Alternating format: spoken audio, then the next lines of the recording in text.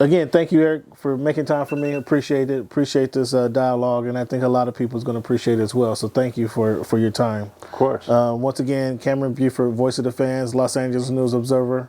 Thank you guys for tuning in.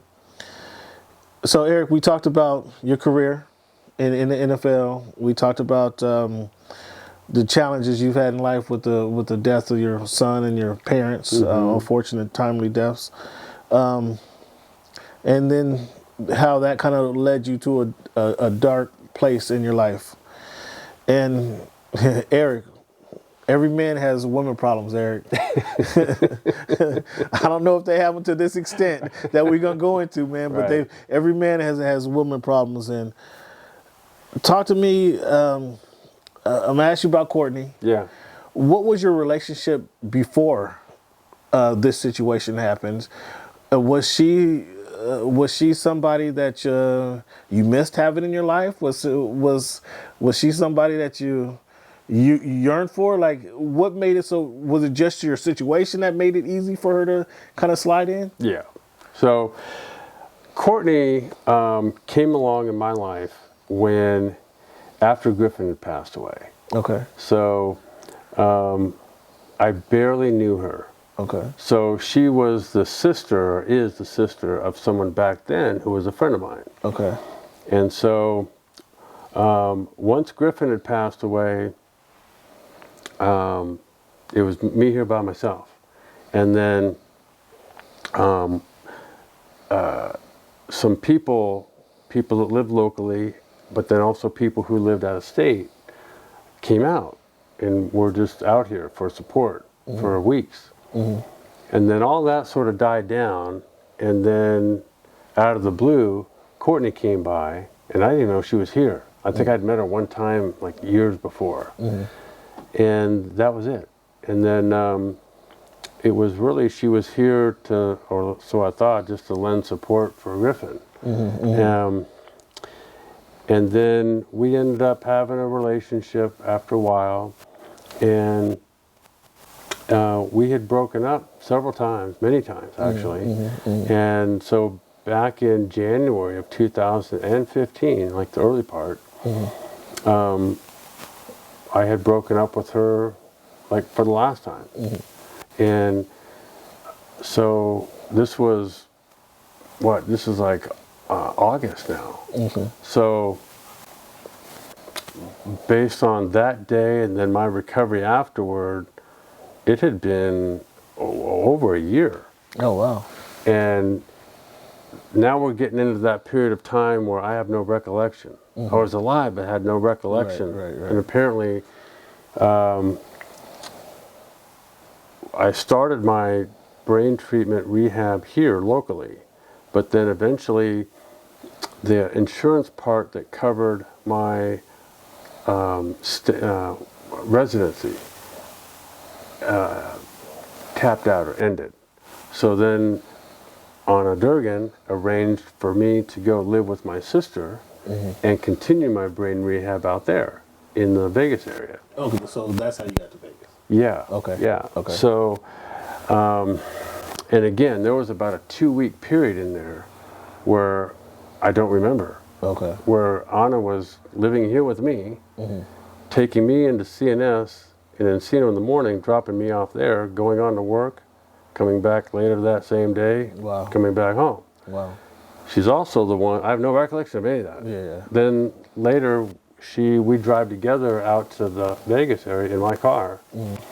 And so I was there for, I think, a couple of months. And then it was during that time I was there that Courtney began reaching out to me. Okay. No recollection of that. You don't remember the phone calls? Nothing. You don't remember, it'd be nice to see you again? Nothing. Okay. No. So I think if I was to write this story, what I would say was that it was over those phone calls that Courtney had assessed me and knew mentally I was off. Right. This is fresh meat here, or it's time to move in. Yeah. So this wasn't something where I contacted her. Well, yeah. I mean, I was kind of curious to like how how did she come into the picture? Like, was this again? I'm sure as men, there's somebody that we want to rekindle a relationship with. Was she that person for you? Yeah, no. No, Okay, and, so and weird. it wasn't. So one way to describe this is one thing I've come to find out with a traumatic brain injury, and it could happen in a number of ways. It could be in a car accident, whatever. But in my case, you are in a state of where you're very susceptible to undue influence, meaning that, let's say, you and I were walking across the street, and as we're walking, you're saying, okay, when we get to the street, sidewalk, we're going to turn right. The time it takes for me and you to walk to that sidewalk, if someone else had come up and said, hey, let's go to the left, I'd be, oh, okay. It was that, I was in that sort of state. So I was, mentally, I would say I was equivalent of like a 6-year-old. Right, okay. And so I had no concept, no memory of what happened. Okay. And when you mentioned Courtney, like in looking back, she would have figured out very quickly that the state of mind that you were in. You just couldn't hold it in. So that being said, what was, you guys went ahead and she convinced you to get married, right? And, well, long before that ever happened. okay. I came back in mid-April of 2016. Okay. Apparently, she flew out there, and we drove home together. Okay. No idea about that. Really? And your sister was like, okay, finally somebody's coming here to kind of got your back and kind of take care of. Is that what that was? I don't know. Okay. I really don't know. And I've asked Kelly, that's my sister, what happened, and I think she said that day she was at work, so she doesn't know what happened. She just came back and I was gone. So, and I don't remember the trip home myself. Okay, so she kind of, did you sign a power of attorney to her or To Kelly? to Courtney? To Courtney, no. Did so she just was in your checkbook running things up, and Well, as the story goes, Anna saw a continuous flow of packages, Amazon packages at your front desk, at your front door. Right. And that's basically what happened. Really? And it was all addressed to her. And Courtney knew that when I came back, about 2 months went by where before I started going back to CNS. Okay. And she knew that, because she was working at that time, so she knew that I would be sitting right here all day long. Right. All day, all night. Right. So it began with like getting cash back from grocery stores. And then eventually it was paying her restitution for a former forgery conviction of hers. And then it was like... So she's an experienced criminal. She got experienced real quick. She was experienced. She knew what she was doing. She cut right to it, man. And then eventually she was going to... I was banking at Wells Fargo. Okay. So she would go to one of two locations. There was one right here, and there was one right down the street. And her Bank of America was right up that street. So she ended up she was doing the taking triangle out right there. Huh? She would take out daily ATM charges, and eventually she got where she tapped out my checking account, and then began siphoning or online transferring money from what was Griffin's memorial fund. Oh, ain't that nothing? So she would transfer money from his memorial fund, it was about $10,000, and start transferring it into my checking account, and then taking using that ATM cash to take out.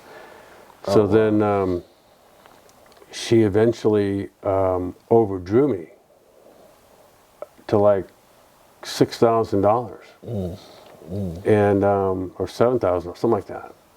And then she had taken out like, I don't know, $13,000 or $14,000 in cash advances. And not once did the banks, did this raise a red flag at the banks? Nope. Any of the banks? not once. That's curious. No. So this all came about because of Anna. So she contacted the same friend that I texted the night I shot myself. Yeah, no, please don't. She contacted him, and he got her in touch with this detective. Okay. And he's the one that investigated the scenario, came to see me at CNS, and again, Saw you weren't lucid enough to be making these deals. Yeah. Correct. And so what I remember from that meeting with Detective Linkshite was his name. He's now retired. Okay. But I remember walking into CNS that day and them saying, the person at the desk saying, there was someone, a detective here to see me. That's all I remember. I don't remember looking at anything, nothing. And what he told Anna later was that I couldn't connect any dots as to what should be obvious charges for either Courtney or her daughter. Soccer charges, whatever charges. You was nothing to do with me. Right. I couldn't identify it as being her. Okay, so there came a time where you guys did get married. Yeah. You guys went to the magistrate. Yeah, she took me up to Santa Barbara. Okay, and just right there in the corner, whatever the courthouse chapel. up there is. Okay, Yeah. okay. And then you went on a golf tournament. So you were back golfing, or? Yeah. What happened was, so to get to that fraud marriage, she, prior to that, about 3 weeks before that, she walked into Detective Linkshite's office. A letter had come from me from Wells Fargo Bank giving the detective's contact information. She intercepted that letter out of the mail, went to go admit all of her crimes to him, thinking, and while doing so, she thought she was going to get arrested. And goes in, talks to the one detective, and she's the one suspect. Right. Admits to what she's doing. Admits to forging checks, stealing $50,000. Gets up and walks out. Now, this is an analogy Anna painted for me. She goes, could you imagine, Erik, if you were a murder suspect and the one investigator that's investigating the murder has identified you as a suspect. You walk into his office. You admit the murder. Does he let you walk out? Right. But that's what happened. Okay. So, and apparently it was the deputy district attorney at that time didn't want to prosecute Courtney. But you were, I think I read somewhere where they were in cahoots, her lawyer and the district attorney, or? No. That's another matter. Okay. So the district attorney, on her own, this is after an full admission, decides on her own that she doesn't want to prosecute. Somebody had to give her the idea that if she married you, if you were her legal husband, like that kind of makes everything okay. Correct. So she had to get that idea for somewhere, right? Herself. So that's what happened, is that Courtney knew the investigation was still going on, knew I was incapacitated. Right. The marriage has now been annulled due to fraud. Okay. So I'm trying to get this new DA to prosecute the marriage itself. Okay. You know someone's incapacitated, and you're doing this to avoid prosecution, and it works. And the marriage has now been annulled due to her fraud and my unsound mind. How do you not? It's already been judged. How do you not prosecute that? Right. It's already done. Yeah. All the evidence is there. Sure. So, like, what's going to prevent her lawyer, once this thing ever does go to trial, from saying, well, all the fraud and stuff all the theft up until marriage, sure, that was theft. But after that, they were married. So how long did the actual fraud marriage last? 17 months. Wow, that was So allowed her enough time to kind of get even more greasy. Right. Her theft exploded after marriage. Okay, and then you're still unaware of any right of any because the investigation has stopped. Now, was she here? Was she with you, like helping out, like helping you? No. Around the house? Nothing. Was she? We were two strangers living in the same house. Really? And her daughter was here too. Really? So it was, when I look back, I mean, it was a sham from the beginning. The only reason she got married was to avoid prosecution, and it worked. Wow. Because 2017, 18, 19, 20, all went by with no arrest. So it's estimated that she kind of scammed you out of $750,000, essentially. Correct. More than that, really, when you consider she was responsible for, let's say, $300,000. Okay.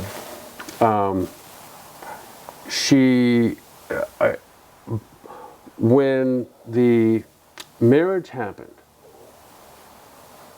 Anna, my aunt, all friends of mine, they all knew the marriage was a fraud. And there'd been no talk by me of a marriage. There'd been no talk. Right. So she hadn't been around, and she didn't. What, through your tragedy, she wasn't there, right? No. So all of a sudden. So, and then here 3 weeks prior, she admits to all of her theft.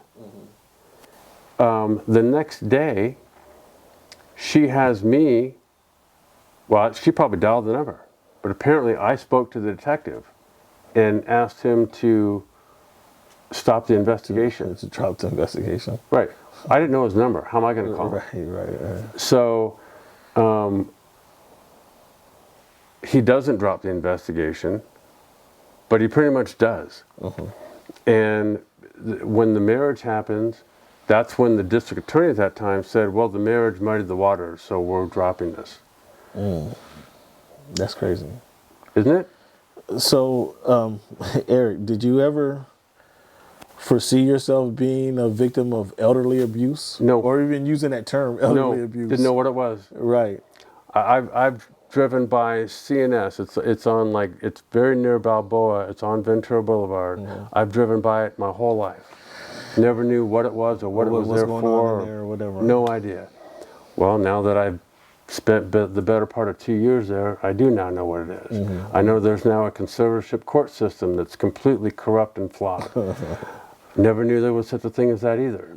Right. But, like, Courtney's theft triggered this conservatorship court, which cost me another $400,000 In legal fees. in legal fees. Wow. So, I wish there was something nice I could say about Courtney. No, there's really not. No, I want the truth. I think there's a few more colorful language you could use towards Courtney. Right, Because right. there might have been some candles moving if it was my situation. So there's a time you're recovering slowly. This is 17 months. This was a 2.5, 3 year period where you were down kind of mentally, right? Yeah. I would say a good way to describe it would be like a walking coma. You know, like you're alive. I could drive. You know, you could drive. You could drive. Okay. In fact, that day that Detective Linkshite came to see me at CNS, I thought that Courtney had picked me up that day And I got in the car and said, "You're not going to believe what happened today. Some detective came to see me, whatever." Well, I drove that day. Oh, wow. So I could drive, but you and I might have this conversation, and tomorrow I'd forget who you were, what you looked like, or what we talked about. Right, right. Or that we even talked. So, were you on medicine? Were you medicated at the time? Were you? So what I was on, no, I wasn't, and should have been. And eventually I became, I was put on something called Keppra, and it's an anti-seizure medication. Okay. So as a result of not being on it, I had several fainting episodes while living at the CNS house. Wow. I also had a few while living here, where one time I flew back to North Carolina because the coach I had played for was going to be getting honored at a halftime of a game. Okay. I flew back there the night before. The next morning I woke up and went to breakfast with a former friend, player of mine, or teammate of mine. It was walking to the car, getting in the car after breakfast, that I had a seizure. I don't know how I got home. I think Courtney flew out and came and got me. On my dime, of course. Right. She was there. You were the money bag. She was on it. She was on it. So, so let's get to the point of kind of recovery. You went to and this is kind of what I read. Correct me where I'm wrong. You went to the golf tournament, or when were you able to start golfing again? I don't know actually, but so like before that. So this was back in 2018. So I didn't golf a lot back then, at least I don't remember. But I remember what led up to all of this was, and this is going to sound crazy to someone with no brain injury, I'm sure, but I was looking to buy a house. Okay. For Courtney and I to live in. You were going to buy the house, or she was looking to buy the house? Which one was it? She hadn't spent a dime of her own money in 2 years. Okay. So, no, she was not buying anything for anybody. Okay. So I was looking to buy a house. Okay. And it was right up the street here. Okay. And eventually the sellers agreed to it, but I had forgotten that I was conserved. So I was professionally conserved. It was that professional conservator that hadn't blocked a single fraud transaction, but now they're blocking the sale of a house. Thankfully, she did. Right. And that's what woke me up about a week before leaving for Chicago. Okay. That it started coming, the one thought that I had was, I'm conserved because of her. Okay. Theft. Okay. But I didn't have like a number in mind or anything like that. And so I go away to this golf tournament. It's in Chicago. It's in a Bears alumni deal. Okay. And I go, and sort of, I think just being away also gave me the perspective that, yes, I'm going home. I'm getting a divorce. This is what I'm going back into. Yeah, I'm going to go home, get a divorce. I walk in the door like around 11:30 at night. She's laying right here. Sees me come in, gets up, starts walking towards me, and within 30 seconds I say, I'm getting a divorce. And she's like, oh, well, I'm not.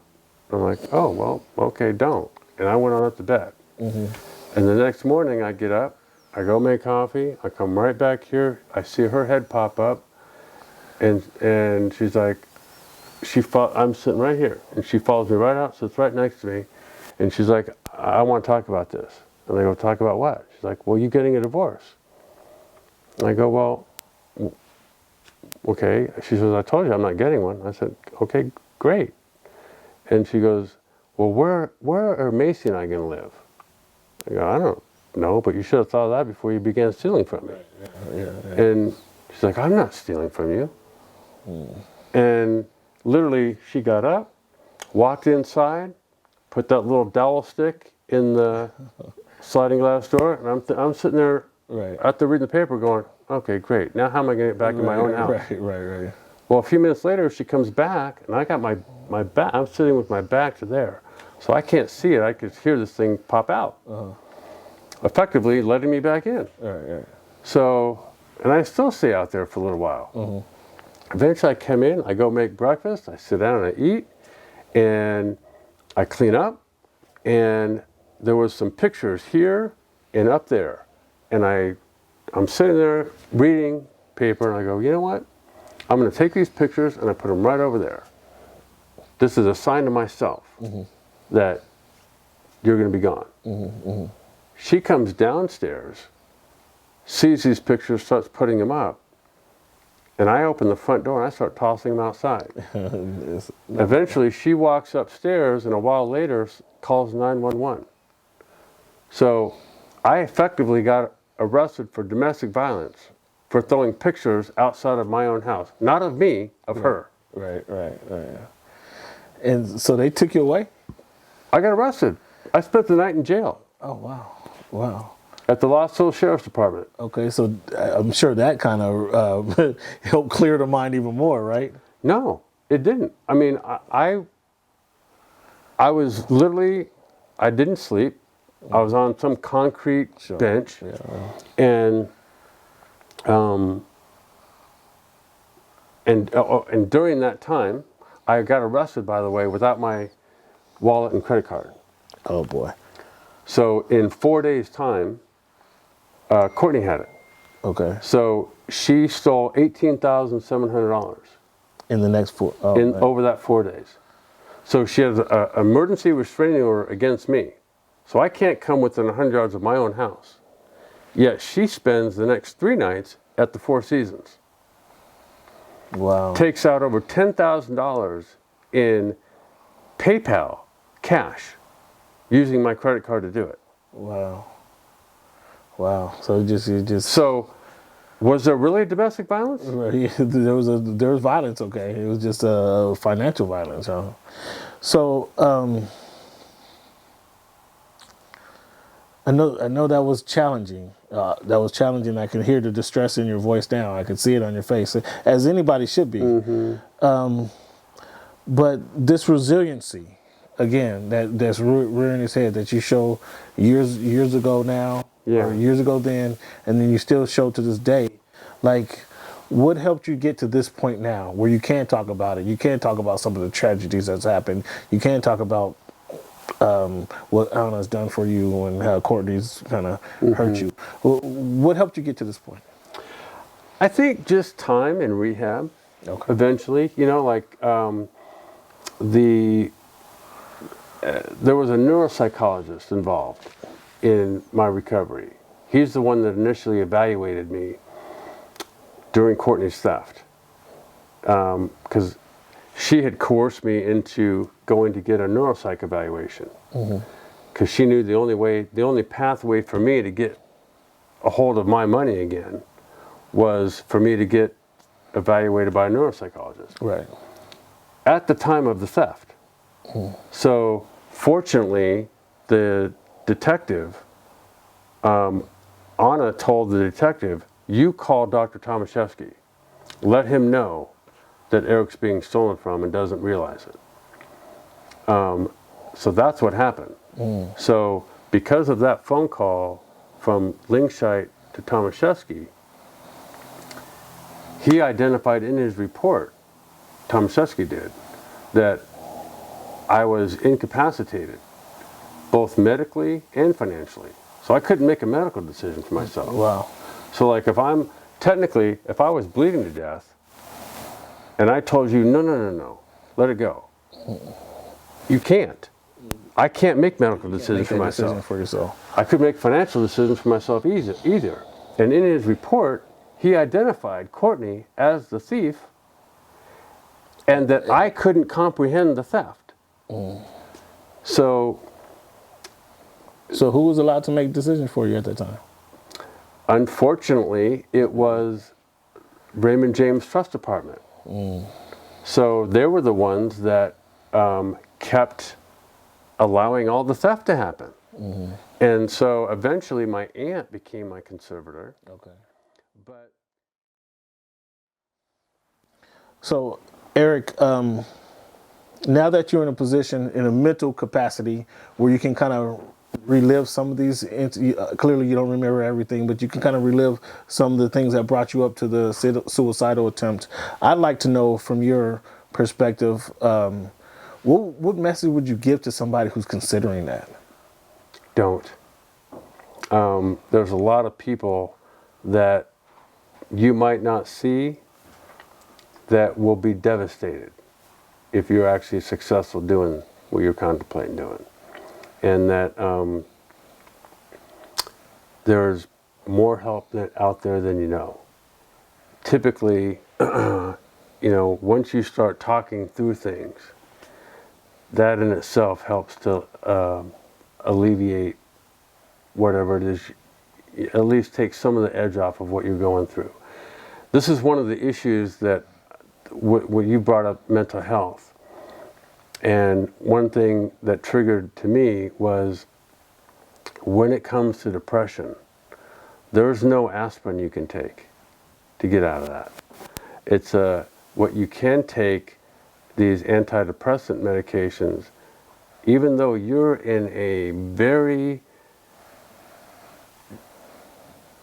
the pit of emotions, there's nothing that in 5 minutes later you can take that's going to get you out of that. Yeah. It's a 2, 3, 4 week process. To someone that's going through depression, you don't have 2 or 3 or 4 weeks. Right. That's central. And so that's something that I think, to me,